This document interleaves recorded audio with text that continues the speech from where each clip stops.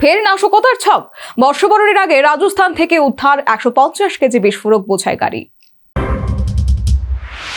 বর্ষবরণে উৎসবের রং ফিকে করতে কি নাশকতার ছক কষছে জঙ্গিরা?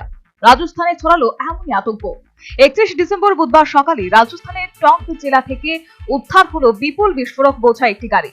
ঘটনায় 2 ব্যক্তিকে আটক করেছে পুলিশ। সূত্রের খবর, এদিন রাজস্থানের টঙ্কে একটি মারুতি সিয়াজ গাড়ি থেকে ইউরিয়া সারের বস্তায় লুকোনো 150 কেজি অ্যামোনিয়াম নাইট্রেট মেলে।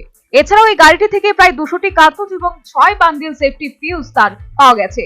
উল্লেখ্য, 10 নভেম্বর লালকেল্লার কাছে হওয়া বিস্ফোরণে ব্যবহার করা হয়েছিল অ্যামোনিয়াম নাইট্রেট। গোপন সূত্রে খবর পেয়ে এদিন তল্লাশি চালিয়েছে বারুণী থানার পুলিশ। তাতেই সন্ধান মেলে এই বিস্ফোরক বোঝাই গাড়িটির। তাতে থাকা 2 ব্যক্তিকে গ্রেফতার করেছে পুলিশ। প্রতিবেদন অনুযায়ী অভিযুক্তদের নাম সুরেন্দ্র পাটুয়া এবং সুরেন্দ্র মোচি। বুন্দি থেকে টঙ্কে ওই বিস্ফোরক নিয়ে যাওয়া হচ্ছিল বলে খবর।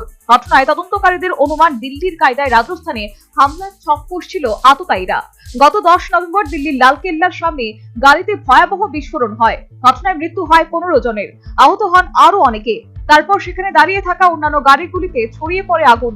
বিস্ফোরণের পরে গোটা এলাকায় হুলস্থুল পড়ে যায়। ভারত সরকারের তরফে এই ঘটনাকে জঙ্গি হামলা বলে ঘোষণা করা হয়।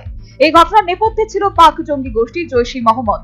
দিল্লি বিস্ফোরণের তদন্তে নেমেই দেশে হোয়াইট কলার জঙ্গি মডিউল প্রকাশ্যে আসে। গ্রেপ্তার করা হয়েছে বহু জিহাদি চিকিৎসককে। দিল্লি বিস্ফোরণের রেশ কাটতে না কাটতে এবার রাজস্থানে বাজেয়াপ্ত করা হলো বিস্ফোরক বোঝাই গাড়ি। গোটা ঘটনায় ফের আতঙ্ক তৈরি হয়েছে। বিপিন সরকারের রিপোর্ট, নিউজ ভ্যানগার্ড।